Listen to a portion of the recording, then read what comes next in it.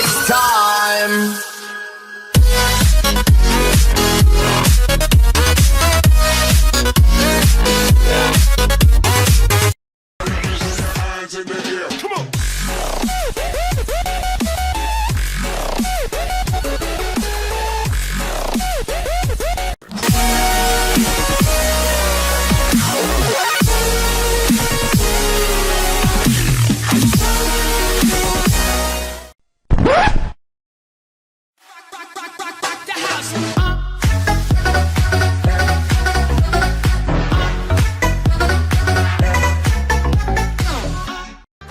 Transcripción de géneros literarios de la colonia y la independencia en Latinoamérica.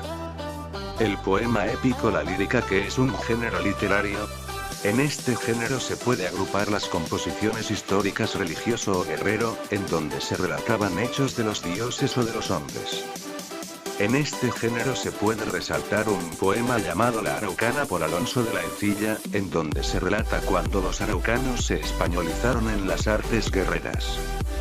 Las cartas, la carta formal e instructiva, generalmente destinada a la publicación y escrita en verso. Su contenido es diverso y aborda temas filosóficos o morales. La carta es una composición en prosa, que dirigimos a una persona ausente para comunicarle noticias o impresiones, salvando las distancias del ausente. Nace asociado al canto, la música y la danza. En la lírica se expresan su realidad y su visión del mundo, elogio a sus dioses y gobernantes, lamentaciones, cantos a la naturaleza, al amor y a la muerte.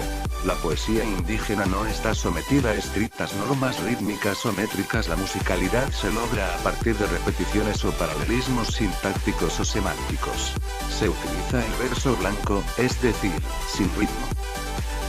Se denomina género literario a cada una de las clases en que se dividen los textos literarios, escritos por los autores con una finalidad determinada.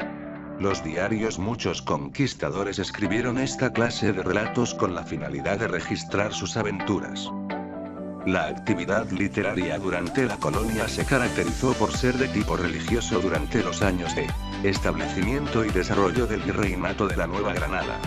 Pero posteriormente, durante los años de las guerras de independencia, la literatura sufrió un cambio radical y sus temas y preocupaciones se ocuparon más de la ciencia que de la religión. Además de los temas religiosos frecuentes en la literatura de la colonia, la crónica urbana se consolidó como un género de gran acogida. El texto más representativo de esta corriente fue El Carnero de Juan Rodríguez Freire. La importancia del texto de Freire consiste en la gran popularidad que ha tenido a lo largo de la historia, al plasmar por escrito las costumbres y chismes de la Bogotá colonial, en un lenguaje sencillo, ameno y divertido. Por esta razón se afirma que El Carnero constituye el primer antecedente de la crónica urbana, en el que se critican fuertemente las costumbres de habitantes y gobernantes y se cuestiona la eficacia del sistema colonial en América. Sin embargo, las grandes críticas a la situación política se consolidaron con los ideales independentistas. El panorama de la literatura colombiana comenzó a transformarse hacia los últimos años del siglo XX y los encargados de introducir nuevas ideas e incluso de escribir algunas de las mejores páginas de estos años, fueron los libertadores. Por supuesto, las formas literarias utilizadas fueron el tratado, la oratoria, el ensayo, y, hasta cierto punto, el periodismo. Fue tan grande el deseo de libertad política, que cualquier escrito de algún valor tenía que hacer referencia a las luchas libertadoras. Algunos de los representantes más influyentes fueron Camilo Torres, Antonio Nariño, Francisco Antonio Cea y Francisco de Paula Santander. ¿Cuáles fueron los géneros literarios cultivados en la conquista y colonia colombiana?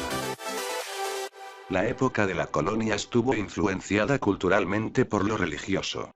Para aquel entonces, mediados del siglo XVI, se empezaban a establecer los primeros asentamientos urbanos, alrededor de las instituciones gubernamentales españolas. El capital económico, político y cultural era propiedad de una pequeña élite, por lo cual la creación de textos literarios provenía en exclusiva a las clases altas. Los intelectuales españoles y criollos se enfrentaron a un nuevo mundo listo para ser retratado, por eso las primeras manifestaciones literarias sirven mayormente como crónicas, donde se da cuenta de las tradiciones, los quehaceres cotidianos y los hechos heroicos del nuevo continente. Se destacan Hernando Domínguez Camargo, Bogotá, 1606, Tunja, 1659, sacerdote jesuita y escritor. Influenciado notablemente por el gran poeta barroco Luis de Góngora y Argote, haría parte del llamado Barroco de Indias, en donde también se ubica a Sor Juana Inés de la Cruz. Sus obras más reconocidas son su relato épico Poema heroico de San Ignacio de Loyola 1966 y Ramillete de varias flores poéticas 1967. Francisco Álvarez de Velasco y Zorrilla, Bogotá, 1647, Madrid, 1708. Era hijo de un oidor neogranadino y de la hija de un oidor de Quito. Desde muy temprano recibió formación religiosa y ejerció la vida política. Su obra fue recogida en el libro Rítmica Sacra, Moral y Laudatiria. Al contrario de Domínguez Camargo, era un gran admirador de Francisco de Quevedo y era reticente con respecto al gongorismo, con la excepción de Sor Juana Inés de la Cruz, a quien le escribió desconociendo que había muerto. Velasco y Zorrilla asume el nuevo lenguaje americano, sus modismos, con orgullo, por lo que se ha ganado el reconocimiento como primer poeta americano. También se le atribuye ser precursor del neoclasicismo. Se destaca su poema Vuelve a su quinta, a Friso, solo y viudo, en donde relata el triste reencuentro del hombre viudo con su hogar y cómo la ausencia de su amada transforma el ambiente para el que llega y para los que están. Francisca Josefa del Castillo. Religiosa tunjana, reconocida como una de las autoras místicas más destacadas de América Latina, llegando a ser comparada con Sor Juana Inés de la Cruz. Juan de Castellanos. Sevilla, 1522, Tunja, 1607. Sacerdote español, residente en Tunja por más de 40 años, autor del más extenso poema jamás escrito en lengua española, Las elegías de varones ilustres de Indias. Juan Rodríguez Freire. Bogotá, 1566. Autor de la monumental obra crónica, El Carnero. La literatura colombiana durante los convulsionados años de la independencia, así como todas las antiguas colonias españolas en el continente, se vio completamente influenciada por el ánimo político, lo que determinó el pensamiento y el estilo de los autores criollos.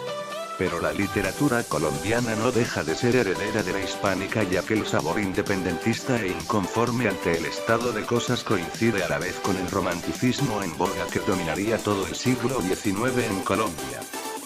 El discurso político de entonces, liderado por el libertador Simón Bolívar, se vería representado además en el naciente periodismo republicano, del cual Antonio Nariño sería uno de los precursores.